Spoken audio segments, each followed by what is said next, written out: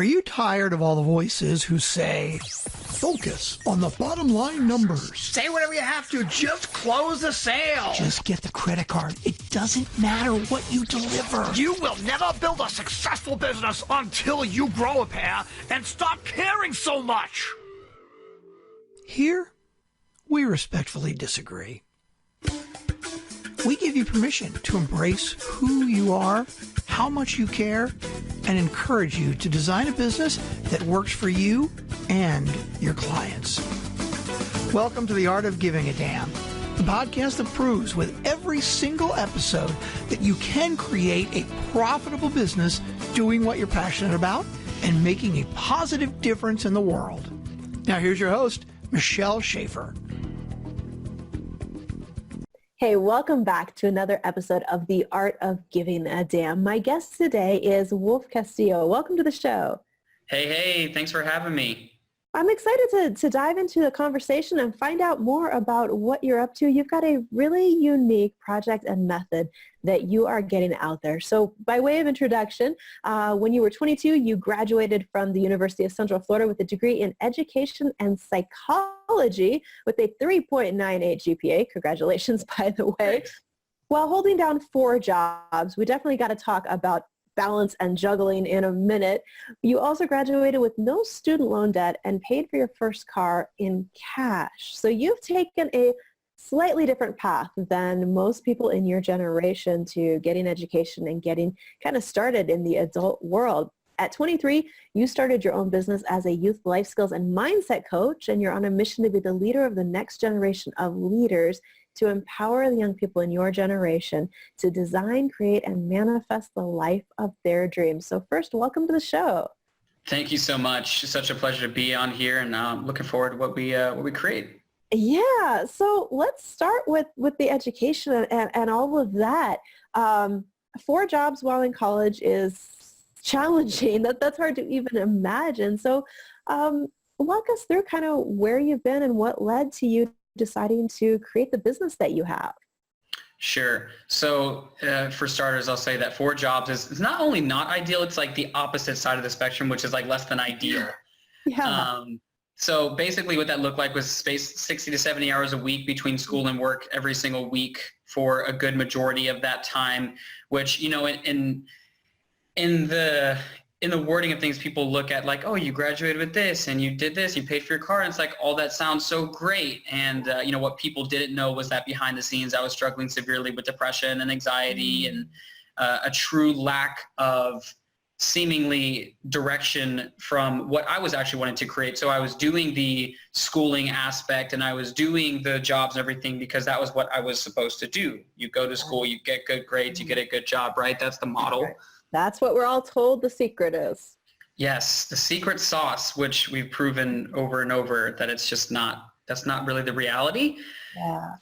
So inside of that, you know, I got to a point where I was, again, severely depressed and things of that nature. And I basically had a lot of questions, as one does, you know, when you do everything that was prescribed to you and it's just not working. So I got so low that I started seeking other options, which was mentors and reading books and going down this huge path of really learning about who I am, who I truly am in my essence, which then led to me realizing that there's a massive gap here, like this transitioning from youth into adulthood.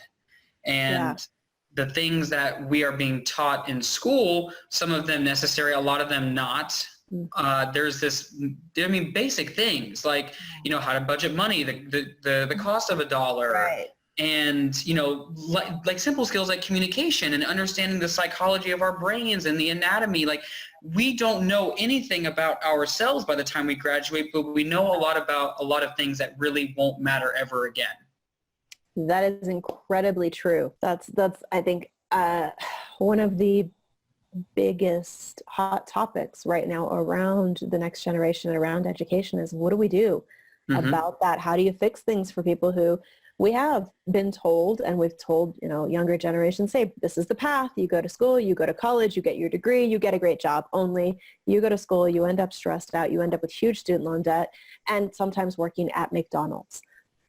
You know, it's not a path that is actually working for everybody. So what took you from graduation to deciding to go into coaching as a youth life skills coach? Sure. So like I said, part of it was seeing the gap. I was actually originally thrust into the role. It wasn't as that title, but a mentor of mine who was originally my psychology professor, Dr. Sean Jennings, brilliant, brilliant man, knew that I had this aspiration of inspiring youth, and really looked to me and admired me as somebody who would just go and would get things done. Whatever it was that I committed to, I would go and I'd see it through. So he actually basically gave me my first client through someone who was his client. And then that later, it worked out really nicely. But that later led to continuing the personal development work, which actually led to me stumbling up across my now coaching group that I've been inside of, which is the Red Elephant. And they've basically taken me from like concept idea to full-fledged business and learning the ins and outs of sales, marketing, and the legal aspects, like really hammering every single piece down. Gotcha. And that is, again, some of those skills are definitely not things we learn in a traditional education. They're pieces that there is no better way to learn them by finding a mentor, by finding somebody who's been there that can guide you through those pieces for sure. Yep. Well, talk to me about your method, because I know you've got something called the Wolf Method that you use to help young people figure out, like, what do you do? What direction do you go in life? So talk to me about that particular system, how you came up with it, because it's a very unique approach. Mm-hmm.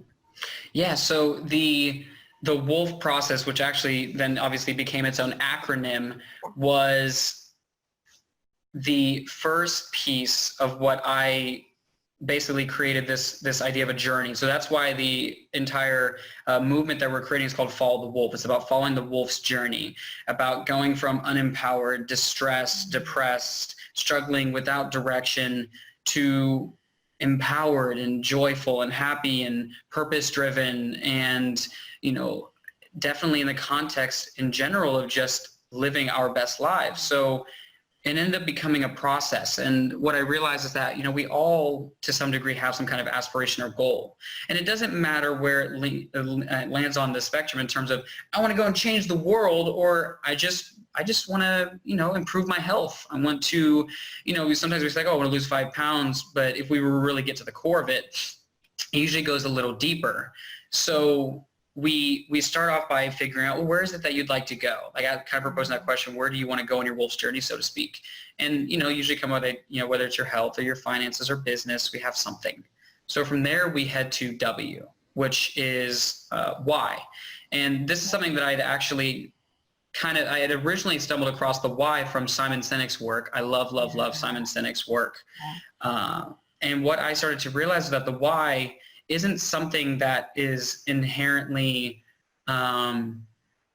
it's not this like out there abstract thing. Like I do believe to some degree that this is something that we have carried inside of us. And the why is about finding that thing within us that continues to drive us forward. So when we say, I want to lose 5 pounds, okay, well, why do you want to lose 5 pounds? Right.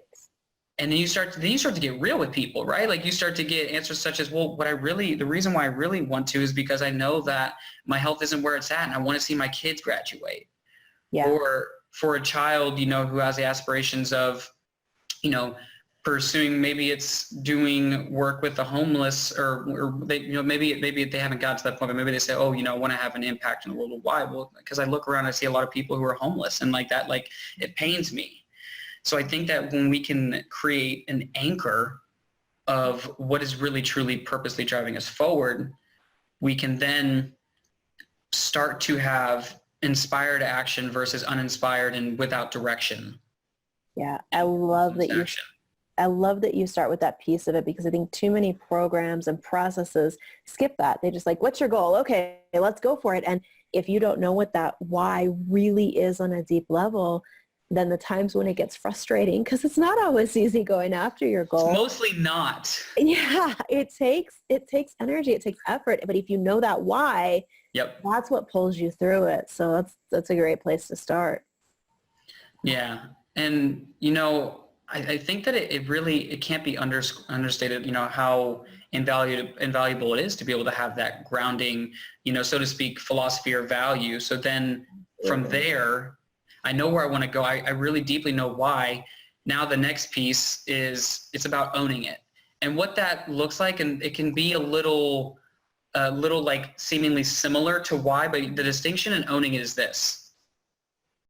Everybody has an opinion. Everybody, and people want to tell you their opinions too. Everyone's got this idea of how they believe the world is and how it should be and everything like that. So when we create these goals or these aspirations or these dreams or these visions, and we have this deep-rooted why into us, the first thing that's going to happen, what should happen is we start to tell people. Mm-hmm. And we enroll other people in our vision, but what's going to happen is the naysayers will chime in. They are going to have an opinion. They're going to want to tear you down. They're going to want to come up with reasons, excuses, and obstacles as to why that can't be. Right. Owning it is really about stepping into the knowingness that this is going to be hard. Right. This is going to be challenging, and I will be challenged. And I'm going to own that. For, a kid, for example, if their goal is to have, relationships with friends around them, say it's someone in high school feeling very left out, and their goal is to have meaningful relationships, and why is because they felt so disconnected and they just want to be able to feel that heartfelt connection. Owning it is saying that I'm going to do whatever it takes, even if that means cutting off people that aren't serving me anymore, and that's hard. So it's about really committing to that decision. Yeah. Okay. Which actually naturally leads us into L. You said commitment, which is leap, or as I like to call the leap of faith. That's the scary part. That's the scary part, right? So what this looks like in reality is that commitment. So I've owned it for myself, which I think is more of an internal, we go from the why, which is again like that, this is why I'm doing it, I'm owning it. So this is something for me. The leap of faith is now I'm going to commit. This is how it looks out into the world. Gotcha. And I'm going to do whatever it takes. I'm going to create the measured action. I'm going to do all of those things that is going to propel me in the direction of my goal and aspiration. Right. Okay. Which naturally leads into F, which is feed the wolf. This is the action. Because here's the reason why. Here's the reason why. If the wolf has a goal, right? Let's just say on a survival level, its goal is to, and it doesn't think this to itself, but it knows that survival aspect, I need to eat. And the reason why I need to eat is because if I don't eat, I'll die. Now, maybe they're not thinking this, but they know on a survival level, that's what it takes. They commit, they go in and do the things, but you have to feed the wolf, or so to speak, you have to feed your dreams, your visions. If you're not taking those actions, it'll starve. And if you starve, well, guess what? You can't do the world or yourself any justice if you're starving or stuck or broken down. That makes absolute sense. And this is the most important piece, because this is where most people get stuck is, well, I don't know how to. Well, the how comes after.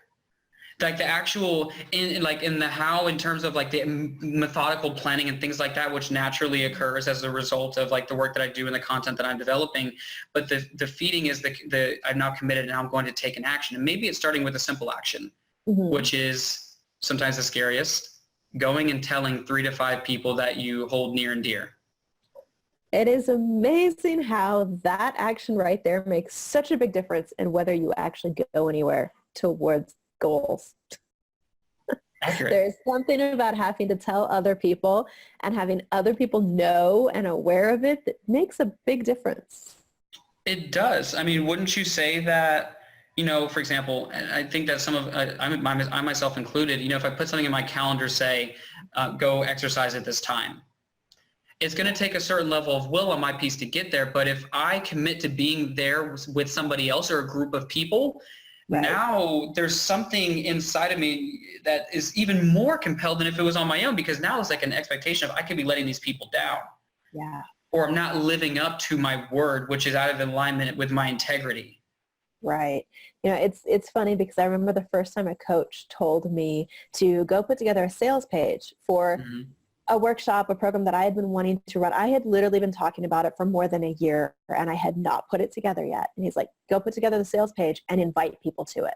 It's like, I can't do that. I'm not ready. And as soon as the first person, I followed the instructions and listened to my coach. As soon as the first person signed up for that, you better believe I got the content done because there was somebody expecting it at that point. There was a little bit of accountability around having it done. So that's a really important piece for a lot of us. If we're struggling with procrastination, that's one of the best ways to force yourself to move forward with the things that we say we want and the goals that we set. If it's just in my own calendar, it's easy to move it by a day or a week or yeah.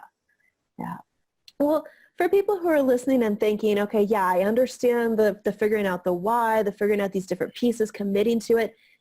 How do you advise people to pick those people that you share your goals with? Because, I mean, you mentioned a minute ago, when we like publicly commit, we get the naysayers and we get the people who don't support us and who make us question what we're doing. And I know everybody has dealt with that. So what advice do you give clients when you're saying, okay, it's time to make this real and share it with people?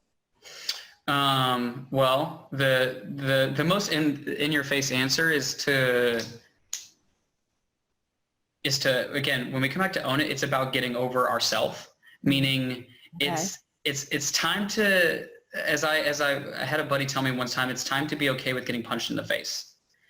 Meaning from a philosophical standpoint of sometimes the fear of getting hit in the face is far worse than actually getting hit in the face, because once you get hit in the face, you realize, okay, got it. I'm still alive. I'm still here. And now, and here's the thing, I have this philosophy of we die 1,000 times before we actually die, because we die in the fear of something versus in the actual living of that thing. That's something to think about. So, and I've done this a million times, right? I should have done this thing. What if I had done that? What if I had asked that girl out? What if I had made that call for that sale? Because, you know, you can get into the what if, but that in itself is dying 1,000 deaths. It's dead before it can even have its life span, so to speak. So for somebody who's wanting to take that on, look, I want to pre-warn you that it is going to hurt to some degree. And it's probably going to hurt and it's probably going to suck, but it'll be way worth it than the what if you hadn't done that in the first place. So maybe it starts with a couple people that you know, love and trust, like your family and your friends. But one of the things that was hard for me, but I did it, was going public. And that fear of persecution or not being accepted or not being enough, a lot of us have that deeply embedded, whether we realize it or not feeling enough. Yeah. Being our true, authentic, vulnerable self can be terrifying, but just like with any exercise or any workout ever, you build a muscle, you build a habit, and you actually really start to get to the core of who you are and my belief, and you start to repel the people who are in alignment with you and to attract more of the people who are in alignment with you, because ultimately this is just the world that we live in. There is a polarity. There is going to always be naysayers, unless of course you just don't have a stand or commitment. Then guess what? Your voice won't be seen, heard, or felt. And that too is okay if that's how you want to go about it. But if you have a commitment, you have something that you want to get out of life, it's going to take naysayers, and the biggest one's going to be up here. I've decided to not follow the traditional path of graduate college, get a secure job somewhere in a corporation and work in a cubicle. What was people's reactions when you shared with them that instead of following that typical path, you're going to start your own business and help other people in your generation figure out what they're here to do and set their goals and go after them? So here's the thing. What I want to get across as I come more and more into my mission is I'm not trying to, so to speak, like bastardize the idea of schooling and formal education and things like that, because I think that it has its place, right? If you want to be a neurosurgeon, you are going to get your education. Yeah, I don't want you trying to fix my brain without getting a proper functional degree. Absolutely. I think what I'm going to say though is, and this is, I've listened to a lot of Gary Vaynerchuk's work, and I'm in love with everything that he puts out, and something that he got me present to is the idea and concept that, are you doing it for you or are you doing it for somebody else? Are you doing it to make your parents happy or to please them, consciously or unconsciously? Are you afraid of being persecuted? Are you afraid that they'll withdraw money and that you'll be on your own or whatever it is? Are you truly pursuing that neurosurgeon degree because you have this commitment, for whatever reason, whether it's, just you're really fascinated by the brain, or you had somebody who you knew who was around you who passed away because of something neurologically related, and that compels you to move forward? Or are you doing it because you're chasing money? Are you doing it because you're chasing a title? Right. Are you doing it because it seems like it's the right thing to do? Are you shoulding? Are you shoulding all over yourself? That's something I heard someone say to me. Are you shoulding all over yourself? You should do this. You should do that. Right. So for me, in my truest expression, I could see myself being that person who is asking people to question everything that they've been told and then getting to the core of what they want. Maybe that looks like going and taking a year where they are maybe apprenticing somebody, or traveling, or going and seeing things outside of their own myopic view of the world, so they can start to get a better grasp of how they can be themselves and contribute, versus contributing because somebody told them that they should in this specific way. So it's about getting very aware of that. And if you go and get a formal education, you know why you're doing it. And all of that money and time and effort is well-founded. This is what life looks like, right? You have a goal, have a perfect podcast, and then there we go. Curveball, and now you have to learn how to pivot and maneuver. This is life. This is exactly how life works. Yes. Usually I edit that out, but we might leave that in. That's a great analogy, because it is true. You can set the goals, you can have the best why and really be in tune with it, and life is still going to throw stuff at you, which is actually a great question. So when you're working with clients and that happens, and they start to question, like, can I really do this? Is this like all going to collapse? What advice do you give them? Embrace and love the hell out of that. And what I mean is this. I found that for a long time I was resisting a lot of the things that were in my human experience, meaning whether it was negative thoughts or things that were, so to speak, limiting or hindering my potential. Because what happens is we get into, if we imagine this being like ground level, we get to this routine or these patterns, and it becomes very comfortable. And when you aspire in some way, it requires you by default. There is no way around it. It requires massive amount of effort and work, and it requires being uncomfortable, because that foundation, you can, foundationally create comfortability, but outside of that, climbing up higher and higher, you look down, it is scary. That's just what it's going to be like. But if we can embrace it and not make wrong the thoughts in our head or our own limiting beliefs, or to make wrong of the people who are talking to us, but to have compassion.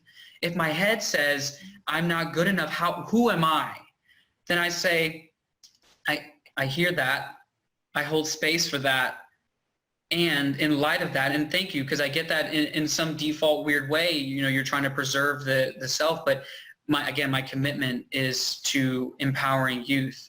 Or if it's someone out there saying you can't do it, you might have an initial physiological trigger reaction to it, but if I'm truly being myself, I say, you probably have some dream or aspiration. Someone told you so, so by default, you tell me no. And I have compassion and empathy for that. And thank you so much for caring about me. That is a great way to flip that around. I've never heard anybody explain their approach quite that way. That is really a great way to allow those thoughts, but still be empowered by it. Everything should have, I just think that, and I've gone down this path, I think that we should be holding space for the spectrum, because I am an extremely positive person who likes to keep everything in perspective, to the point where I did it to a fault, and I was unconsciously avoiding feeling bad. I was unconsciously pushing away those mal feelings that I interpreted as being inferior. But all that does is make that silent whisper turn into a shout that looks like depression, that looks like anxiety, that looks like a lack of fulfillment, versus you're here, thanks for being here, I welcome you, and I am going to choose to follow a slightly different perspective. Thank you for your input.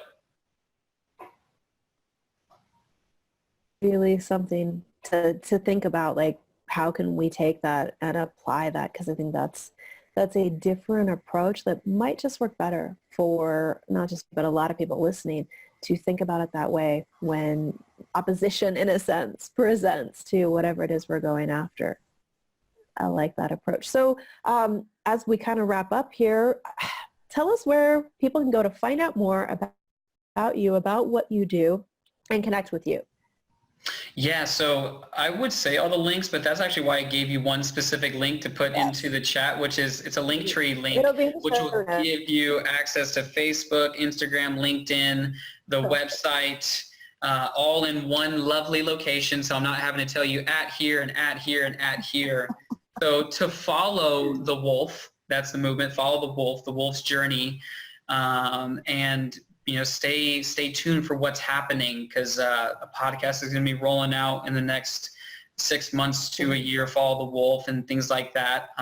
But the biggest thing that's happening is in 2 weeks, I am traveling around the country for 5 to 6 months. My intention is to go and speak with and interact with as many people as possible. I'll be living out of a camper trailer pull behind thing and spreading the idea, spreading the message, connecting with people, and just finding every opportunity I can to bring value.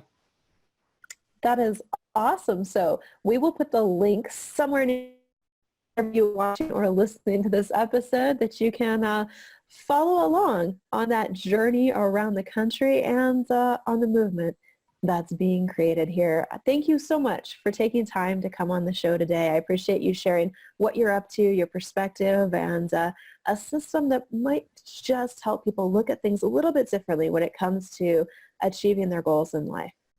Absolutely. And also for anybody who's listening who was inspired or liked that idea of the wolf process and things like that, I have created a freebie that basically goes more in depth to that process that is available to them if they want that. That'll also be in the links, but that'll be emailing Wolf Castillo, FTW, which stands for Follow the Wolf, at gmail.com, and I can send you that template. All right. We will put those details in the show notes as well. I'm definitely going to have to shoot you an email for that because I'm curious to find out more about the system that you've put together. All right. Thank you all for tuning in today, listening to this episode. And be sure to like, rate, review, subscribe wherever you are watching or listening at, and catch us back again soon for another episode. Thank you all. Thank you.